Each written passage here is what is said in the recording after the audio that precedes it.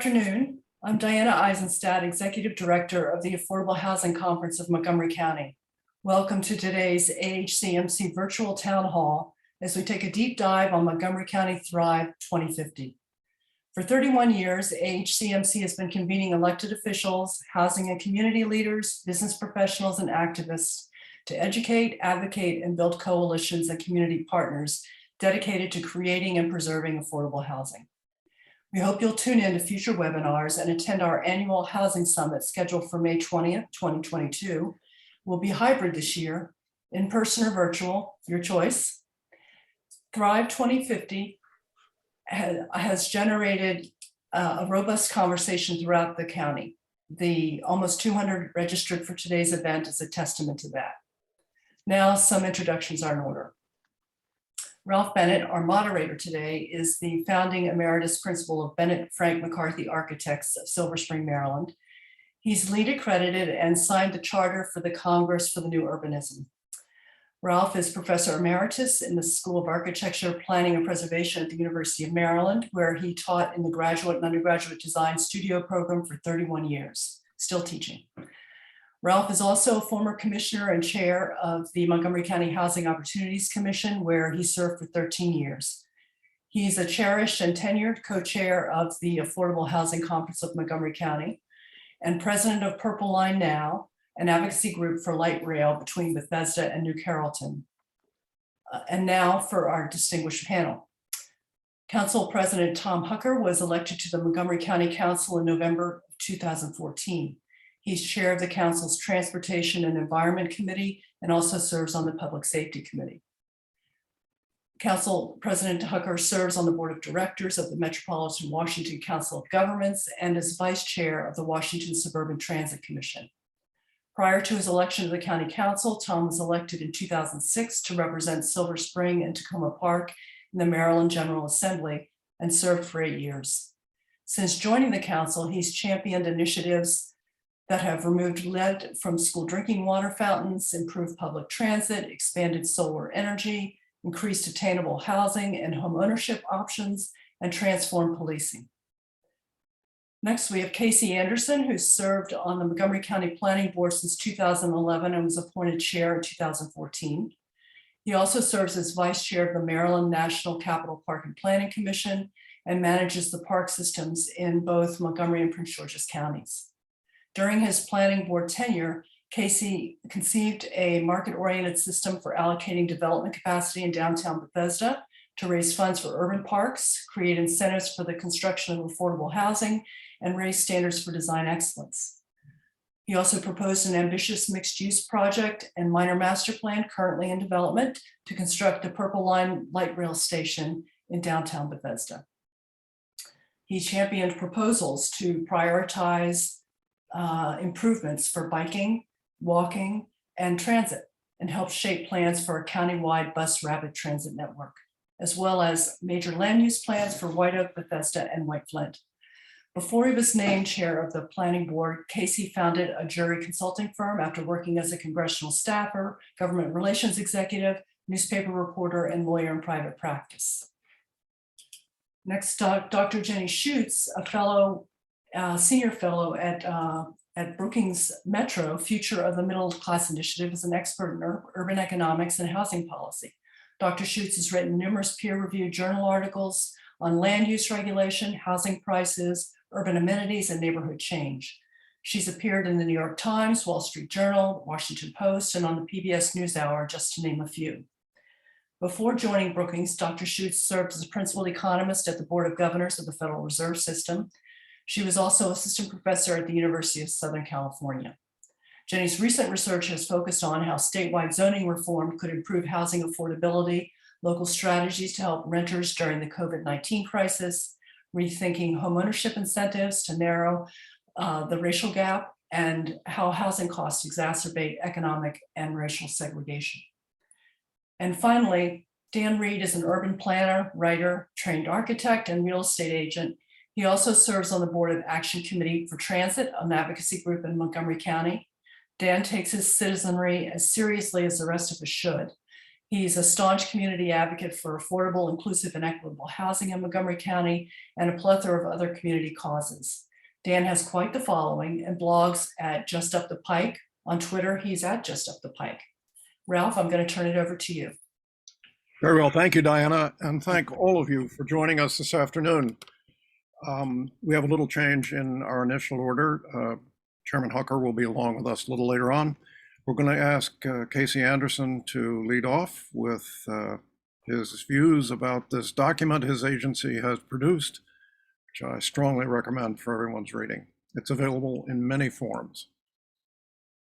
Chairman Anderson, thanks, Ralph. And I think Diana has some slides that I wanted to show, but it's really just to give you some of the details of the points I wanted to convey right at the beginning, because I think a lot of people see this discussion about Thrive as all about housing, and the housing discussion in Thrive is all about missing middle. And really, nothing could be further from the truth. We do talk about the need to diversify housing types and introduce duplexes, triplexes, quads, small apartment buildings in neighborhoods that have previously been off limits to anything other than single family residences. But really, Thrive is about so much more than that. I think before we got on the call, Ralph was telling me he counted up 156 different recommendations in Thrive, and they cover everything from the parks to transportation to the general pattern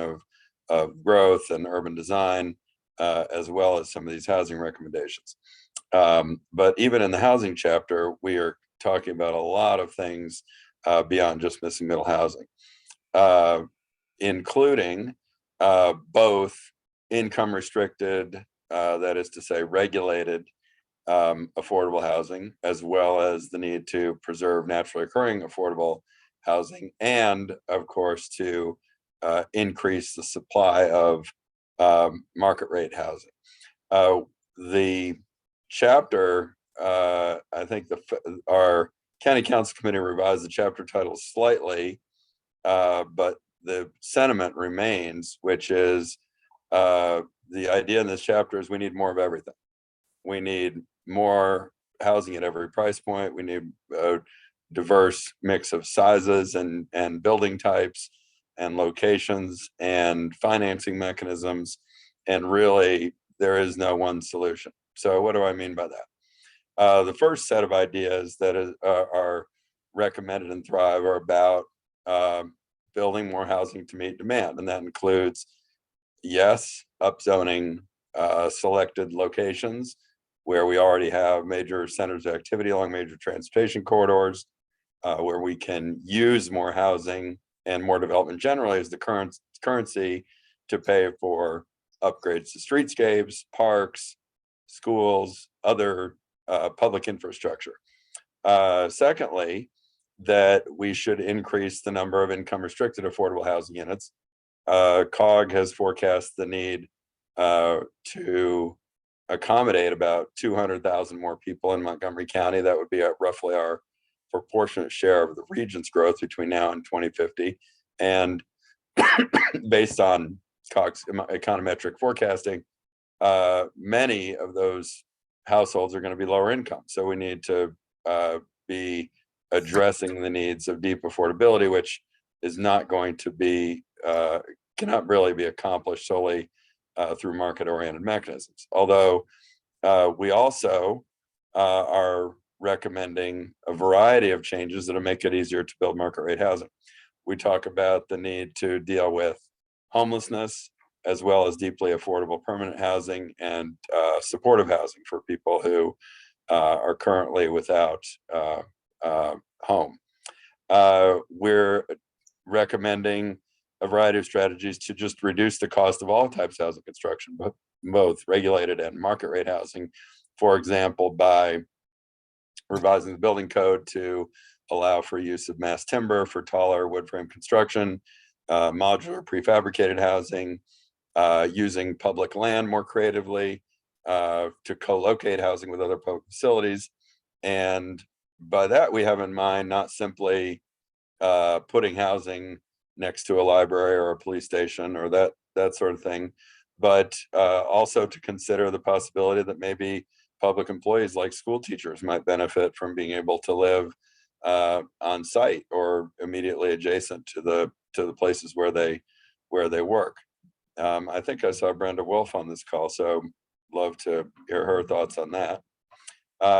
Also to increase regulatory flexibility so we can repurpose office buildings and existing structures, reposition them to provide more housing in places where there's underutilized or empty space, and provide financial incentives, things like pilots and TIFs and other financing mechanisms that involve tax abatements and other financing tools that are available to local government as to try to create more resources for housing in the places where we want it and at the prices that will meet the needs of our residents. Next slide.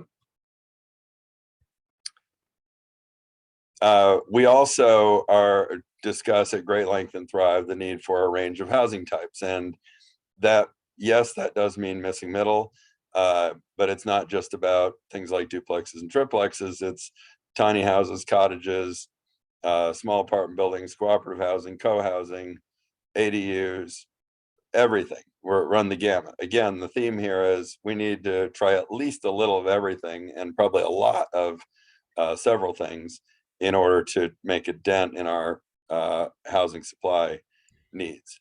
And we should be considering other models like social housing that will not just serve the needs of low-income households, but also emphasize social stability, environmental performance, architectural quality, and perhaps be available to people even at middle income or upper middle income levels who wouldn't be considered candidates for public housing as it's been conceived in the United States generally up to this point. And making sure that we have the right mix of bedrooms, that we have a diversity of choices in the size of units, even in multifamily buildings, to meet the needs of different households. I should mention, actually, there's a lot of discussion of needing more multi-bedroom units, but actually, I think that there is an acute need to confront the issue of social change that has resulted in a much larger percentage of our households consist of one person living alone. In 1960, about 7% of the households in Montgomery County consisted of one person living by themselves. Today, that's about 25% of all households are one person living alone. So I think, yes, we need multifamily housing that actually can accommodate families, but we also should be cognizant of the fact that there has been a long-term trend to smaller household sizes. And the idea that we don't need more one-bedroom apartments is actually perhaps not as straightforward as some people think. Also integrating with people with disabilities, people make transition from homelessness, older adults with units that are appropriate to their income and also their lifestyle and preferences. Next slide. And lastly, one of the themes that runs throughout Thrive, there are three, being environmental performance, economic competitiveness, and the third being racial and socioeconomic justice, as well as diversity, equity, that can be described in a lot of ways, that we want to make sure that we have integrated neighborhoods that are integrated by race and class. And that means that we want to have affordable housing even in wealthier neighborhoods, and we want to have market rate housing even in neighborhoods that are currently predominantly lower middle income, because there's lots of research I think supports the view that, for example, the quality of public schools is improved for everyone's children if they have the opportunity to go to school with a diverse range of other kids from households with a diverse range of incomes, educational attainment of parents, race and ethnicity, and the like. And so you can see here, I'm not going to read them all, some of the strategies that we're recommending, including more subsidies directly from the county and the Housing Initiative Fund, using regulatory tools to target no net loss of naturally occurring affordable housing, and to monitor the socioeconomic as well as the racial integration of individual neighborhoods, because really housing not only should be available to everyone, but it's important that for transportation reasons, it's important for workforce attraction and retention, and in addition to being a social justice issue, that people not only be able to put a roof over their heads, but they'll be able to find housing that is affordable and also meets their needs and supports a high quality of life for everybody in the county.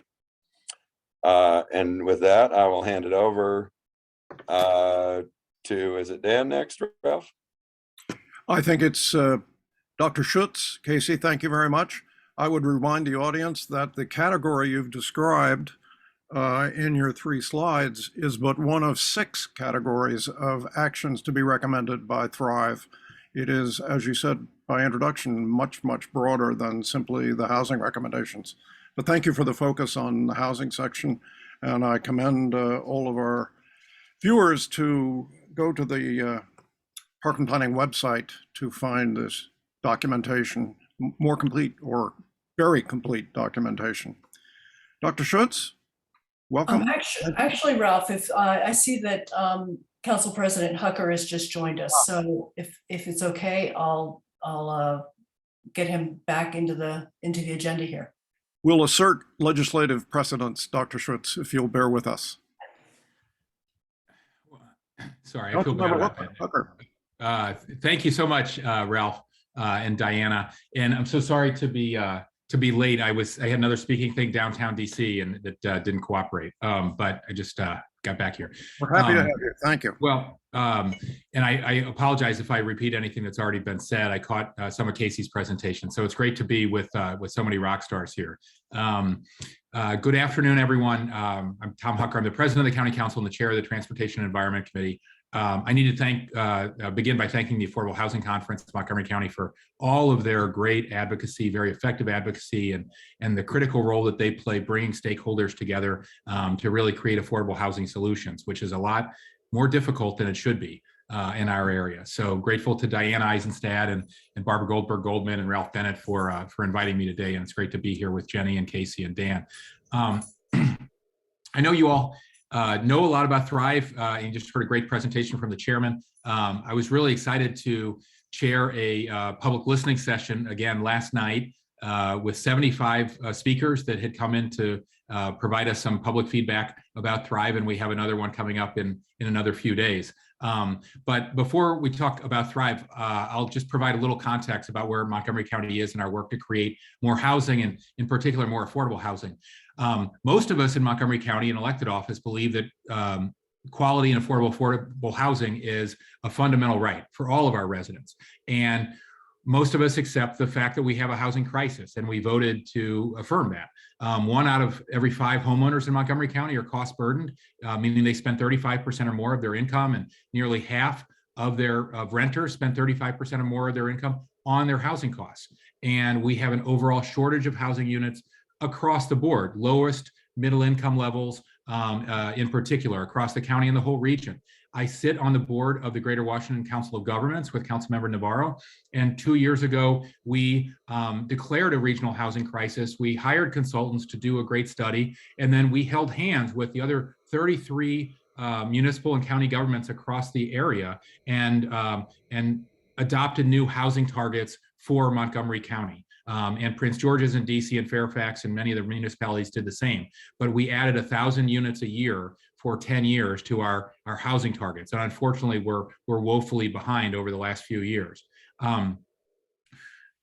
In late 2020, we also passed, the council passed a new growth and infrastructure policy that will lead to more development of housing We removed the housing moratorium, which may have been well-intended years and years ago, I'm not sure, but it hasn't worked at all. We lowered the cost of new housing development and are trying to do what we can to work with our private sector partners and our nonprofit partners to really move the whole market forward at all different levels of affordability. Following a letter from Councilmember Reamer and myself, Montgomery Planning, under the leadership of the chairman here, has launched a new Attainable Housing Strategies initiative. And they're going to be evaluating proposals to spur development of more diverse types of housing to address all our market gaps. And despite the tough budget that we had to create due to the pandemic and the recession of this past year, we've met our commitment to advance our housing goals in our FY22 budget. In terms of our investment, we made a historic investment in affordable housing and created a new housing program as well. And I'm glad that the council, during the year that I was president, just received an award from Rebuilding Together for our commitment to our record funding and our innovative new program in the area of affordable housing. We were just recognized with that, which I was very, very proud to accept on behalf of all my colleagues. But even with the steps that we're doing and everything the council's been trying to do to move us in the right direction, we need a lot more housing quickly, and that's where Thrive comes in. Thrive's meant to serve as a framework to guide not just our housing policy, but economic development and equity and transportation and environmental sustainability for the next 3 decades, as you heard.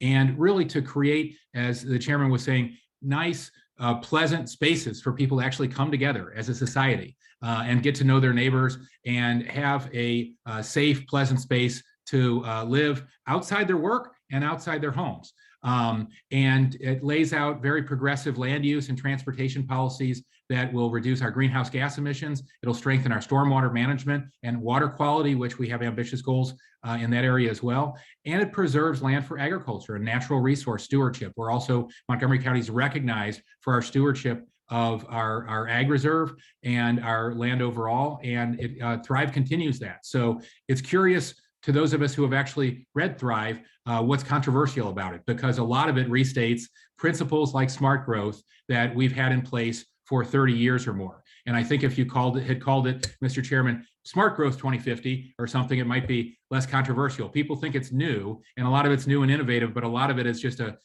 ratification of principles that most of us hold and we've been moving toward for many, many years. Anyway, I know we have a lot of experts here. I'll wrap up, but I'm really glad to be here and eager to hear the discussion of the other panelists. Thank you. Thank you, Councilmember Hucker. It's a pleasure to have you with us. Pleasure to be here. Dr. Schutz, would you give us a larger perspective on the issues that you've heard described so far? Absolutely. And I'm going to repeat some of the same points, and I won't apologize because good points are worth making a couple of times over. So I'm going to step back a little bit and give you some of the regional perspective on the challenges facing not just Montgomery County, but the DC area more broadly, and then talk about sort of the top-down version of the policies that Thrive is trying to promote. So you can think of 4 separate housing challenges that the DC region is facing. The big one is just that we have not been building enough housing to keep up with growing demand. So if you look at the amount of new housing that the region has been producing over the last 30 years, the overall amount of new housing we produce each year is down about 40% relative to the 1990s and early 2000s. So the region is underproducing relative to what we did before the Great Recession. So new development fell off a cliff and really has not recovered. Montgomery County is building about 25% less housing each year than it was prior to 2005. Fairfax County is actually down even more. And I pull out these 2 counties particularly because they are the largest jurisdictions in the region. So when Montgomery County and Fairfax County stop building as much housing as they used to, the entire region is falling short. Not surprisingly, when we have very strong housing demand based on good jobs, well-paying jobs in the region, and we don't build enough housing, prices and rents are going up. And we have seen consistently that prices and rents are rising faster than household incomes, which means that more and more households are feeling the budget crunch, having a difficult time paying either to rent or to own housing. And as been mentioned before, this is particularly acute for not just low-income households, but moderate and lower middle-income households who have a really hard time finding something that fits their budget. The second big challenge is where we are building housing in the region has very important implications for climate change. And to be blunt about it, we're building most of our housing in the wrong places. So climate-friendly housing is infill housing, near transit, near jobs, in walkable areas. We've built 60 to 70% of our housing over the last 30 years in ex-urban counties, places like Frederick and Loudoun and Prince William. These are places that aren't even connected to the metro system. They are far away from the job centers, particularly in downtown, job centers in places like Montgomery County and Bethesda and Rockville. These are car-dependent locations. And so the more housing we build in distant locations in low-density car-dependent areas, the more people are dependent on cars, they drive, all of that produces greenhouse gas emissions. The third challenge is whether or not we have a housing stock that fits the demographics and household type of households in the region. And we're not doing a great job on that either. So I believe Casey and Council Member Hucker both pointed out, there's a trend towards an aging population, and that comes with decreasing family size. The fastest growing type of household in the DC area and in the country overall is one-person households. And most of that is driven by older households who may have had a larger family, but are reaching sort of a stage where there's only one person per home. That does imply there's a need for more smaller housing, studios, 1 bedrooms, 2 bedrooms potentially. But we haven't adjusted our housing production accordingly. 60% of new homes that are built across the region are in single family detached homes. So not quite the right structure type. These are also the largest homes. They take up the most amount of land. They're the most expensive, and they require the most energy for heating and cooling. So on kind of all of the dimensions, cost, appropriateness for structure type, et cetera, we're building the wrong type of housing in the wrong locations. And then finally, we know that the cost of new construction has gone up over time. New construction is expensive, but it doesn't have to be this expensive. The process of building has gotten longer. That means that we have new supply coming online kind of at the wrong time in the business cycle. And a project that takes 10 or 12 years to complete is going to be more expensive in the finished housing than a project that can be finished in 5 or 6 years. So shrinking the time frame to build new housing is going to be really important. Thrive has lots of individual solutions that are addressed at all of these problems. And the convenient thing is that really the same kinds of solutions address all 4 of these problems that I raised. So the most important thing to do is allow a more diverse housing supply in places with high demand. So places that have high rents and high prices, places where people want to live, we want to build not just more housing, but a diverse range of structure types, a diverse range of prices and rents that are available.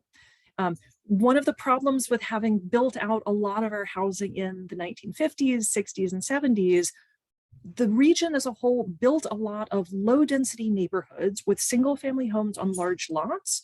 We run into a geometry problem. Once those neighborhoods are built out with these single family homes, if zoning doesn't allow you to build anything but single family homes in those locations, you literally can't add more housing, right? The space is already taken up with the structures that are allowed. All you can do is tear down a smaller, older single family home and replace it with a newer, larger, more expensive single family home, which drives up the cost of housing, but it doesn't create any additional housing, right? So we've effectively put a cap on the number of people who can move into many neighborhoods. So the important thing about changing the zoning to allow a diversity of structures is that that is the only way that you can increase housing capacity in many of our neighborhoods. We know for climate purposes, we need to build our housing near jobs, near public transit, and in walkable neighborhoods where more people can live a car-light lifestyle. Most households will still choose to have a car, but the difference between 2 cars and 1 car, being able to maybe you need to drive to get to work, but you can walk to run your errands and do daily activities. So we need to be building housing in places where that's more feasible. We also need to be building smaller homes that use less energy to heat and cool and less water, right? So again, the range of structures, cottages, ADUs, duplexes, all the way up to large apartments, all of these structures are going to be part of the continuum. Third, we need to have a diversity of homes in order to accommodate a diversity of population. And this is diverse across a lot of different dimensions. So certainly racial equity and the need to have an inclusive economy for low and moderate income households is an important part of that. It's also important to think about things like the age profile and the household type that we're trying to accommodate. So accommodation of both rental and ownership allows households at different ages and different stages in their lifestyle.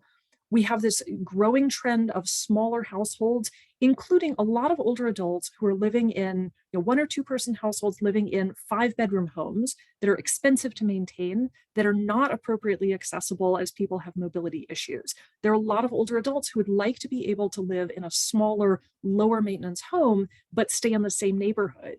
If you can't build elevator apartments in the neighborhood they live in, it's not going to be feasible for people to downsize while staying in their same community.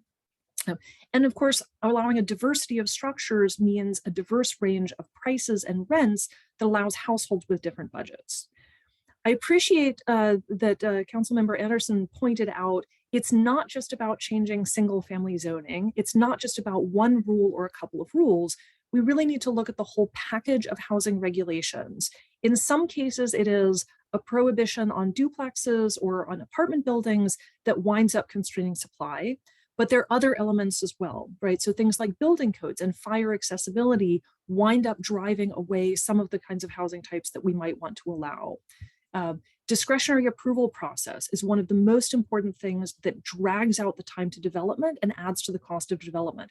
As much as possible, allowing structures to be built as of right under a transparent process with clear rules that are applied fairly to all kinds of projects will make the final product cheaper, will make it easier to bring online these different kinds of housing. And finally, it's really important to recognize that all the zoning reform in the world and all the market rate housing in the world isn't going to solve the problem for low-income households.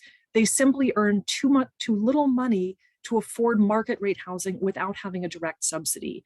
So the local government, state government, federal government all need to be a part of the project, contributing financial subsidies to low-income households so that they're able to afford to live in high opportunity communities like many of those in Montgomery County.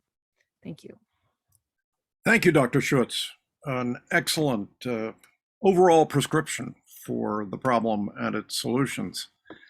Next, Mr. Reid, would you comment through your astute observation of the situation here, what you see about Thrive? Sure. And thank you so much for having me today. And thank you for that introduction, Professor Bennett. I just wanted to briefly introduce myself again and talk a little bit about what I've been up to and how it relates to Thrive. My name is Dan Reid, and I grew up in Silver Springs, where I live and work today. For the past 8 years, I've worked as a transportation planner in communities all over North America, right here at home.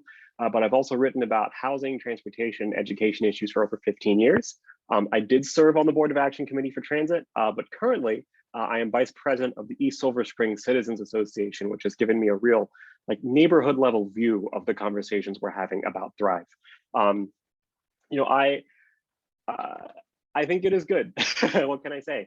I think we're really at a very transformative moment in the county right now. I've had the privilege of growing up here, and when my family moved here in 1991, this was a very different place in many ways, right? The county had not been built out yet. It was still mostly greenfield development in the suburban fringes. It was a 75% white county at the time. Most of the schools I went to growing up were majority white. And that just isn't the case anymore, right? We are now a majority minority county. We are home to some of the very, very few majority or plurality Black and affluent neighborhoods in the country. The Washington Business Journal put out a list of some of the region's wealthiest zip codes, and just one of them on that list was majority non-white, and it's in Montgomery County. That's Boyd's 28441. And I think, the reason I point that out is because that really, I think, is the county's strength. We are this engine for economic and social mobility. People come here from all over the country and all over the world to build lives and families and careers. And that is, I think, what Thrive is getting at.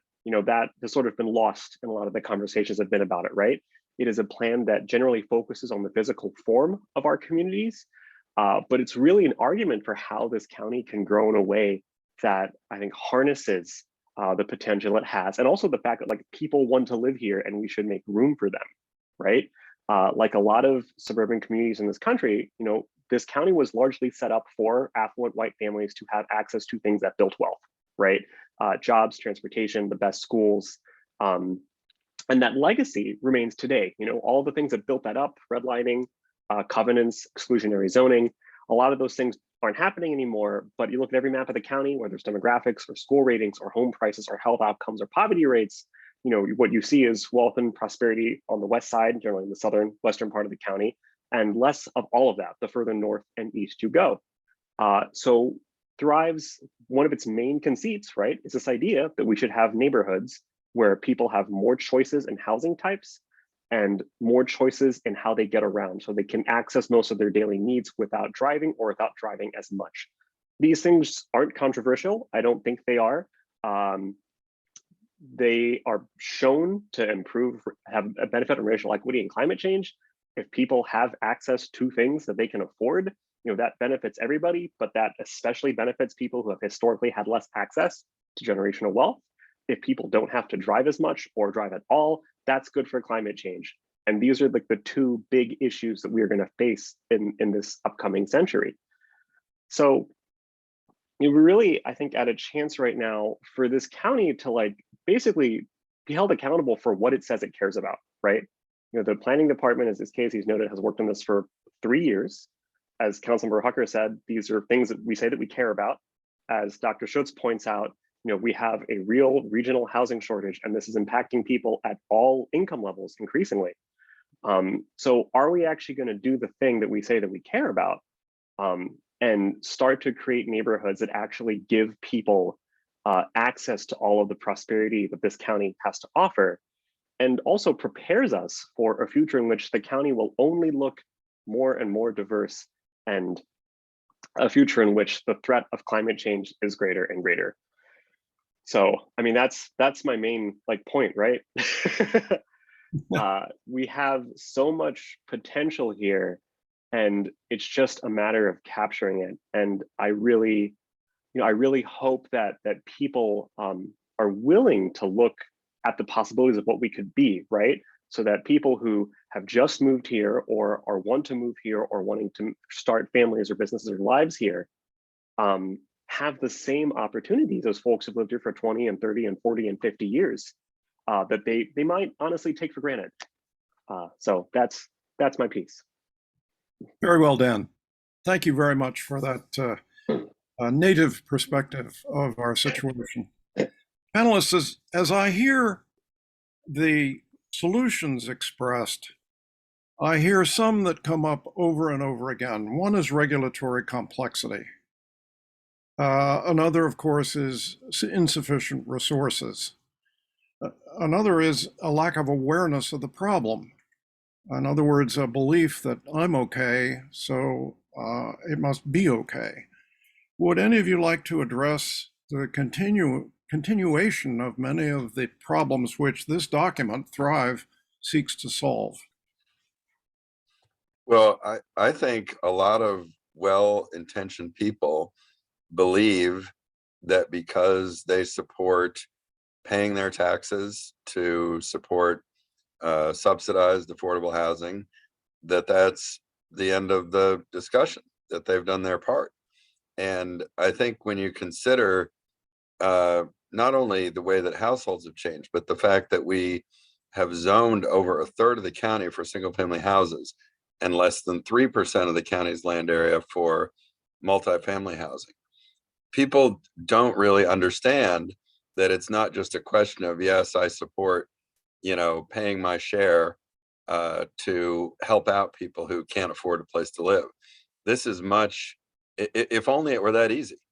It's not just a question of we need to subsidize housing for people who can't afford it.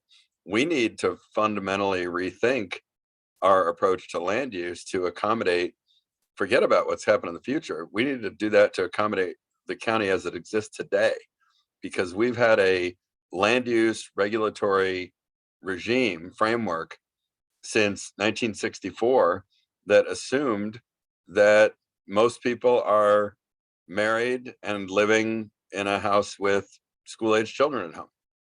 That was true in 1964. Most households were in that Leave It to Beaver sort of a configuration of two adults who were married, who had a school-age child living at home. Today, it's less than half that.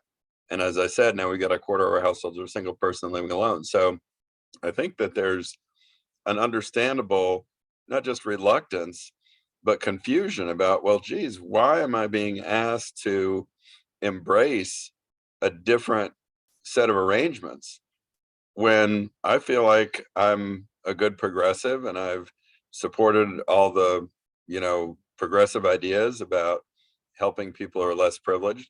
And I think one of the things that Thrive is about, and I think Dan hit it right on its head, this is kind of one of my pet rocks.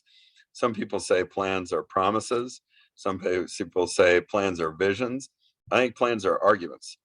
And this document is an argument for why we need to change and how we need to change to meet the needs of the present and the future, and why it is that what we've done to meet the needs of the past won't cut it.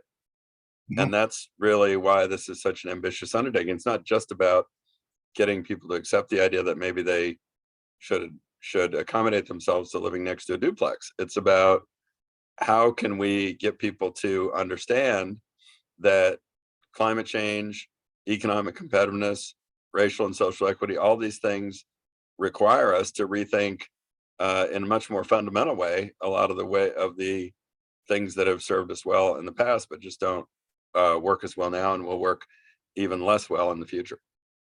Dr. Schutz, however superior we feel we are here in Montgomery County, these clearly are issues that are facing other communities around the country.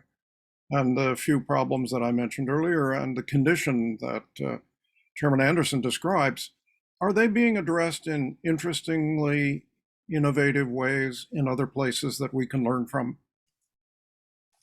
Well, it's certainly true that a lot of communities are having very similar discussions to the ones going on in Montgomery County, particularly a lot of suburban communities that for a long time thought of themselves both as being primarily places where people came to get married and have kids and have a house with a yard and some space, but also communities that at the time that they started building a lot of housing in the 50s and 60s, there just weren't the same kinds of pressures on housing costs. So there was a lot of land and people's commutes weren't that long. Housing was a lot cheaper relative to people's incomes, even 30 years ago than it is today. So there are a lot of communities around the country, certainly up and down the East Coast, throughout the DC area, Boston, New York are also very expensive cities. The West Coast is even more expensive. And there are a lot of conversations going on about how do we have communities that change to reflect different demographics, different income, to reflect the greater pressures of climate change. And they're talking about very much the same kinds of solutions that Thrive is proposing. So, this geometry problem that I described, where we've locked up a lot of land into single family homes with yards and you can't put anything else on there, that is the fundamental constraint that many communities are facing. If you don't allow different kinds of structures and fundamentally more homes per piece of land, you cannot expand the housing capacity, right? And that's just something that every community is going to have to figure out a way to solve this. There are lots of different approaches. So some communities, for instance, Arlington across the river, has decided to concentrate a lot of very dense toll housing around the metro and preserve single family homes. But Arlington is also running into the limits of that, right? At some point, North Arlington is going to have to allow things other than single family homes too, if they want to expand the housing supply. Conversations about allowing duplexes, accessory dwelling units, particularly transit-oriented development, taller apartment buildings near transit, those are very common. So we're seeing conversations. Oregon has essentially legalized triplexes and duplexes over much of the state. California has just legalized duplexes. There have been a number of states pushing towards ADUs. I like the Thrive approach better than some of the statewide preemptions, because this sort of holistic approach, it's not just about legalizing duplexes and then you're done, right? It's not just about focusing on one rule that has to be changed. It's looking at all of the components of development costs, and it's thinking about a whole basket of different solutions that can each serve as part of the answer. So I think you guys are reflecting a lot of the conversations happening elsewhere, and you have a lot of the good ideas. What we really don't know is how you build adequate political support around this, and particularly how you convince long-term homeowners who aren't facing rising housing pressures, right? If you bought your house 30 years ago and you have a fixed rate mortgage, your housing costs have not gone up. And many long-term homeowners don't understand just how expensive housing is. Renters are acutely aware of this because their rent goes up every year when the landlord raises it. People who are trying to become first-time home buyers are very aware of this. But getting long-term homeowners to understand what a problem this is, and that every neighborhood is going to have to absorb some amount of change, that's really the problem that we haven't solved yet. Panelists, the proposals around changing or allowing change within the single-family zones, the challenges to them provide two mischaracterizations, it seems to me, inflammatory mischaracterizations. First is that all of the people who are opposed to it are racist. The second is that I only want to live in neighborhoods that look where my neighbor's house looks exactly like mine. It's not true that they believe that. Nonetheless, the efforts, first of all, we cannot deny the history of Montgomery County, as Dan points out. If we take a look at many of our documents surrounding our house, we will find racist covenants, exclusive covenants in them still, even though they are not valid. So there is a history. So it's a little like critical race theory to oppose that. But on the other side, it's not just a superficial change.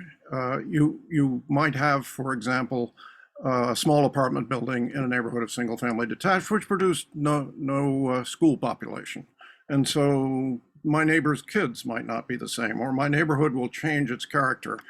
How can we begin to address these sort of apparently common criticisms of the effort to change, however gradually, because the production is going to be very small, I think, but nonetheless, it's proposed by Thrive. How can we deal with these oppositions? If I can go first, this is a conversation we've had in East Silver Spring. I have pointed out to people that this neighborhood is literally what Thrive is talking about and what all the conversations about missing middle housing have been about in Montgomery County. It is a neighborhood that was built in the early 20th century that has a very fine-grained mix of housing types. There are detached homes and apartment buildings and big apartment buildings and little fourplexes and duplexes and townhomes like the one that I live in. And a lot of these homes are very similar in scale, right? Like people live in this neighborhood for years and may not have realized that there's a duplex on the corner of their block. These things have been here for so long and they're all illegal to build today. That's a point I've made repeatedly. It's that like this exists and you see it and you don't know it's there, and that's the point. That said, I think just beneath that, I don't think it is that people are necessarily acting on racism when they make the comments they do, but I don't know that people fully understand the implications of what they're saying. And that's part of the educational process that we're in right now, right? When somebody says, I don't want a duplex next to my house, or I don't want apartments next to my house, that is inherently a value judgment that I'm saying I don't want somebody who might have less of an income than me, or a different lifestyle than me, or different needs than me. I've heard language about how townhomes, such as the one that I live in, will disrupt, destroy, or displace the neighborhood, right? Again, that is a value judgment about how a different type of house and the people who live in that type of house, including people in your neighborhood, are not welcome. And that, I think, is something that we have to constantly confront and push back on, right? The language we use matters. The way we talk about neighborhoods and homes in our neighborhood matter. And what it implies matters, right? Because, all of these racist policies in the past, once it was declared illegal to have racial zoning, right? The next step was we can just do zoning by types of homes, right? And so that's where the root of all this stuff comes from. I hope that, going forward, we can show people houses like mine, which are, if I do say to myself, real cute and good enough to live next to your house, as examples of what we can do.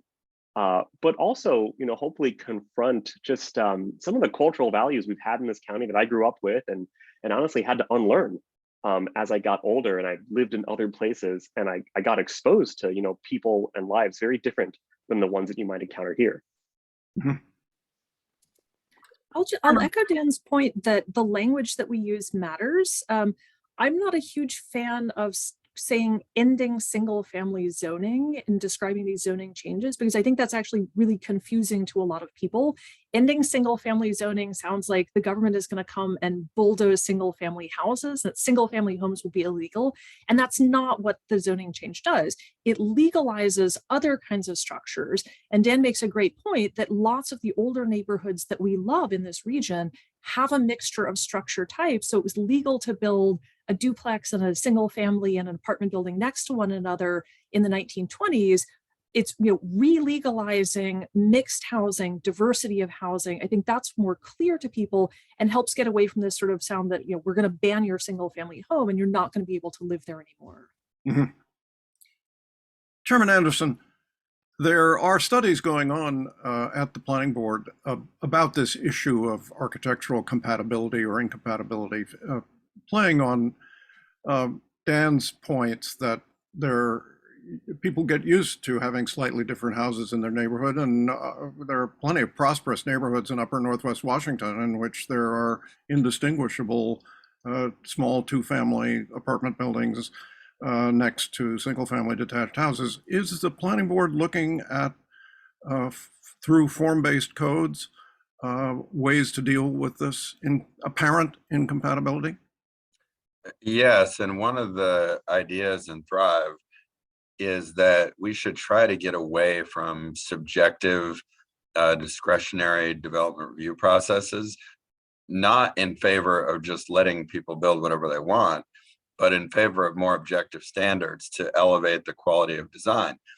We think that would be good, not just because it would help smooth the way for construction of things like missing middle housing if people had some assurance up front that they know that, a duplex or a triplex in their neighborhood is going to look somewhat like a single family house, that it will be, built within this roughly the same development envelope that would be available for a single family house, and therefore not create stormwater management problems, wouldn't create problems with, 5 cars on a big slab of pavement in the front lawn, all those sort of things that I think are not unreasonable concerns.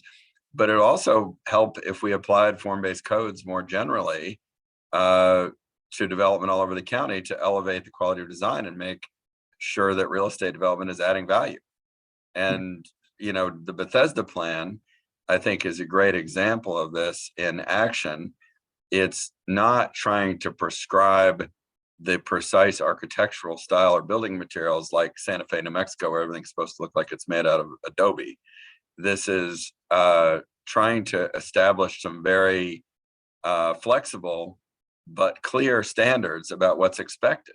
And that should help both people who are trying to build things because they know what's expected. They have a little bit more certainty as to what they're going to be allowed to do. And it should also reassure people who have to live next to whatever is being built because they will have a clear understanding of what will be allowed. So that's one of the, I think, major proposals in Thrive that's overarching. It goes beyond just missing middle housing, that we should be using more form-based elements in our approach to all kinds of development, not just in a central business district like Bethesda, but to other land use contexts and all kinds of different building types, not just things that get built in single family neighborhoods.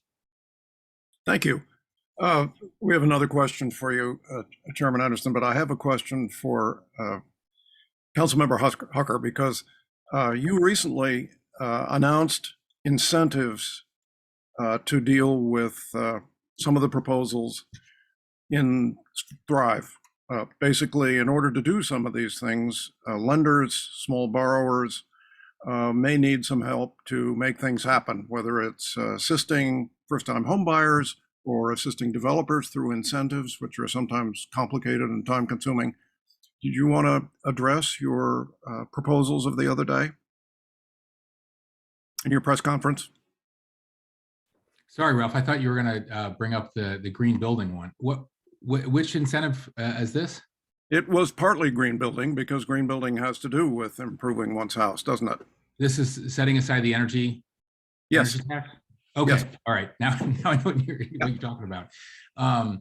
Yes.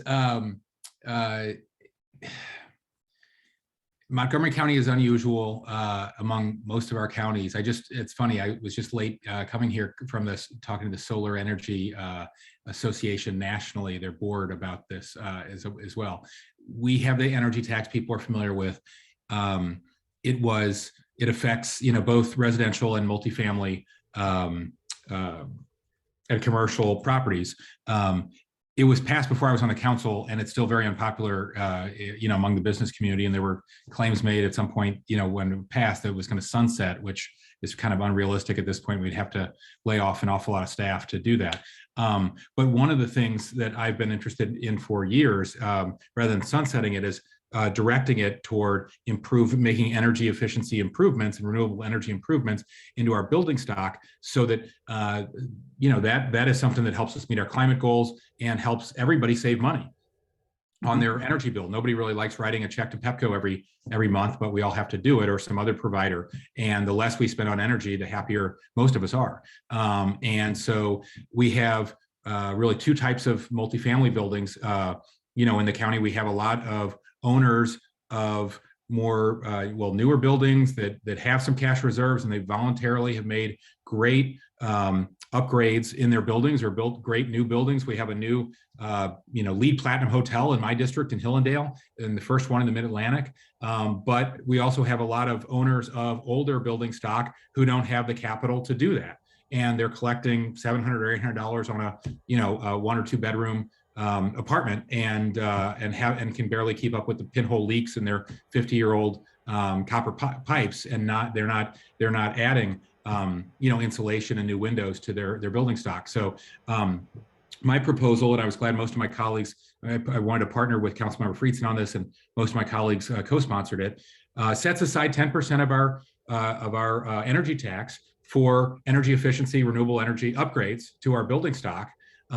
And funnels that through the Green Bank, so they can provide loans, grants, and technical assistance to property owners, so that they can make those upgrades. We can recoup a lot of that money in the payments later, the Green Bank can, and create sort of an ongoing revolving fund, which will not only help us upgrade our housing stock, increase people's comfort, lower their energy bills, but help us meet our climate goals as well, which we're not on track to meet right now.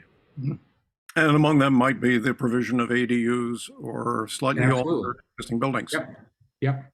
Chairman Anderson, a question from the audience. Aside from racially restrictive covenants, many places in the county still have deed restrictions for various features, aesthetic, setbacks, etc.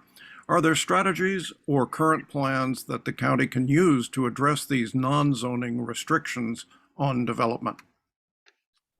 Well, if you're referring to things like HOA covenants, the short answer is probably not, because most of those are considered to be contracts by the courts. And if the person who originally developed the land recorded covenants that obligate the future buyer to observe them, there's probably not a whole lot that can be done, as long as those properties remain under control of different people who want to enforce them. I would say that there are things in our subdivision regulations, not so much the zoning code, that are based on certain assumptions. For example, stormwater management, where it's very difficult or there's a preference for environmental site design features, which in some cases may reduce the efficient use of land in urban places and make infill more difficult. I think those restrictions are based on the assumption that reducing the development yield, how many units you can get on an acre of land, is environmentally benign, which may be true if you're talking about the Eastern Shore. But if you're talking about, some of the neighborhoods, inside the Beltway, it may be desirable, both from an environmental point of view and even the narrow question of having adequate stormwater management, to accommodate more structural stormwater solutions. So I think there's a bunch of little examples that are in various regulatory, pieces of our regulatory structure, which could be addressed that to help at the margin make some of these types of projects. And I think that's just generally true of urban infill, not just missing middle, but if you're trying to put a stick of townhouses on a Old Georgetown Road, if you've assembled 4 or 5 lots and you have physical space for it, it can be very challenging to do that if you're dealing with stormwater rules that were written with some sort of ex-urban or rural location in mind. Mm-hmm. This has been a very interesting hour, and sadly it's coming to an end, but I think we should give each of the 3 panelists remaining an opportunity to make a brief closing statement about Thrive and what we can do in the future to keep it alive. Thrive is Dan Reid had it right. Thrive is an argument about how we can have a future that's not only sustainable and economically competitive and racially and socially more just, but improves the quality of life for everybody.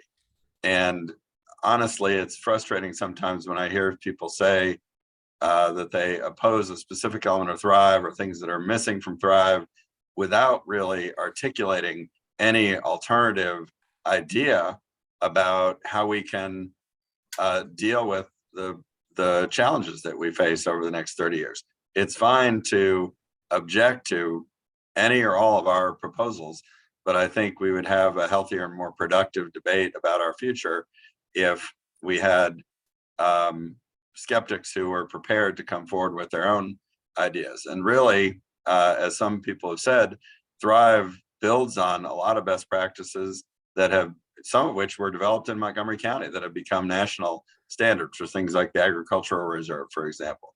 But there are others from elsewhere. And that's not to say that we have all the answers, but I think you would be hard pressed to find anything in Thrive that does not represent the thinking of a lot of smart people from outside Montgomery County, and has been tried in other places successfully to build communities that are desirable and successful and function and perform in ways that are good for everybody. Thank you. Speaking from outside, Dr. Schutz, you want to? Sure. I'm going to give you the last word, Tom. Great. Yeah, I mean, Thrive has the right general principles. I think one of the issues with marketing changes like this is that people get very nervous about change. People are uncomfortable with the idea of something that's comfortable and familiar changing, and they're not sure what the future is going to look like. And we focus a lot on the costs or the harms that change might bring, but we also need to keep reminding people of the costs of the status quo, right? The cost of the status quo being that younger people who grew up in Montgomery County can't afford to move back to the neighborhoods they lived in because housing is so expensive, right? The costs of climate change become more and more apparent every year, and people will have to make fundamental changes in their behavior if we don't want to be flooded and on fire all the time. So there are real costs to the status quo, and if we remind people of that, it may make change a little bit less scary. And also reminding people that changes in land use are slow, they happen over time. So as properties turn over, there will be some transition, but neighborhoods are not going to turn upside down overnight. This is going to be a gradual process, and people shouldn't be afraid of it. Thank you. Excellent. Councilmember Hucker, please take us out.